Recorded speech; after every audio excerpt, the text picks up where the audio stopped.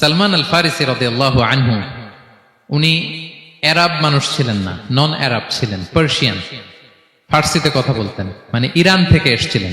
উনি প্রথমে অগ্নি উপাসক ছিলেন। কি ছিলেন?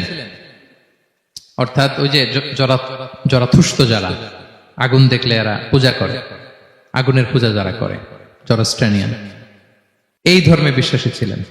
আগুনের পূজা করতেন ইরানে। তিনিও আগুনের পূজা করে, তার বাবাও আগুনের পূজা করে। তো একদিন বাবা একটা কাজে পাঠিয়েছে, ওই কাজ করতে যেয়ে সে খ্রিস্টানদের গির্জা ক্রস করতেছিল। ছোট মানুষ গির্জা ক্রস করতে যেয়ে দেখে খ্রিস্টানরা কেমন যেন আলাদা ইবাদত করে, নামাজ পড়ে। এটা দেখে খুব ভাল লাগছে, তার খুব ভাল লাগছে।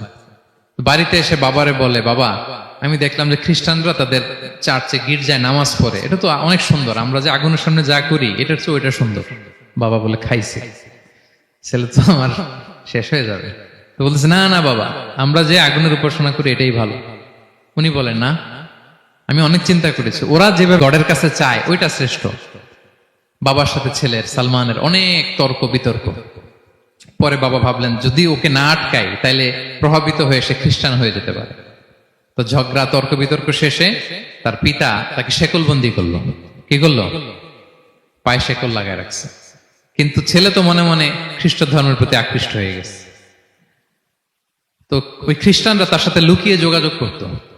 সালমান ওই খ্রিস্টানদেরকে বলল যে, তোমাদের খ্রিস্টান ধর্মের উৎপত্তি কোথায়? বলে, সিরিয়াতে। বলতেছে, এখান থেকে কোনো কাফেলা সিরিয়া যাবে নাকি? বলতেছে, হ্যাঁ, মিশনারি ওয়ার্কে একটা কাফেলা আসছে, যাবে। বলতেছে, যেদিন যাবে আমাকে বলবো। তো যেদিন যাবে তাকে এসে বলা হয়েছে তার বাবা নাই, সে শিকল ভেঙে, শিকল সহ কাফেলার সাথে যে জড়িত হয়েছে। দেখেন বিশ্বাস, আদর্শ মানুষকে কিভাবে উজ্জীবিত করে। উনি চলে গেলেন সিরিয়াতে। সিরিয়াতে যে এক পাদ্রির হাতে বায়াত হলেন, কিন্তু এই পাদ্রিটা ছিল ভণ্ড। সে খ্রিস্টানদের দান সদকা নিয়ে গরিবদের না দিয়ে নিজেই খেয়ে ফেলতো। তো বেচারা পড়লো বিপদে, যে হায় রে, এত সুন্দর ধর্ম রে কারাপ্টেড করতেছে সে।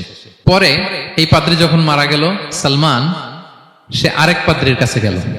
আরেক পাদ্রির কাছে গেল। ওই পাদ্রি আবার অনেক ভালো, খুবই ইবাদত করে। তো ওই পাদ্রি কিছুদিন থাকার পরে ওই পাদ্রিও মারা গেল। ওই মারা যাওয়ার আগে সে জিজ্ঞেস করতেছিল যে, পাদ্রি, এই বর্তমান পৃথিবীতে সবচেয়ে ভালো খ্রিস্টান পাদ্রি কে? বলতেছে, আর কেউ নাই। যদি ভালো খ্রিস্টান পাদ্রি তোমাকে পেতে হয়, জানতে হয়, তোমাকে ইরাকের মোসেল শহরে যেতে হবে। এবার মোসেলে যে সে আরেক খ্রিস্টান পাদ্রির কাছে থাকলো। কিছুদিন পরে ওই পাদ্রিও মারা গেল। তো মৃত্যুর আগে তাকে জিজ্ঞেস করছিল যে, পাদ্রি আপনি বলেন তো, আপনার পরে শ্রেষ্ঠ পাদ্রি কে আছে পৃথিবীতে? সে বলতেছে, আমার পরে শ্রেষ্ঠ কোনো পাদ্রি আর পৃথিবীতে নাই, খ্রিস্টান ধর্ম শেষ হয়ে গিয়েছে, নাই।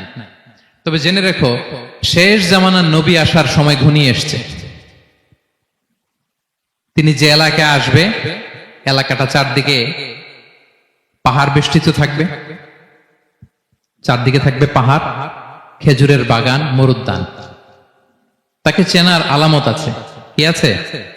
আলামত আছে। এক নম্বর আলামত হচ্ছে, ওই শেষ নবীকে দানের খাবার দিলে তিনি খায় না, কিন্তু উপহার দিলে সে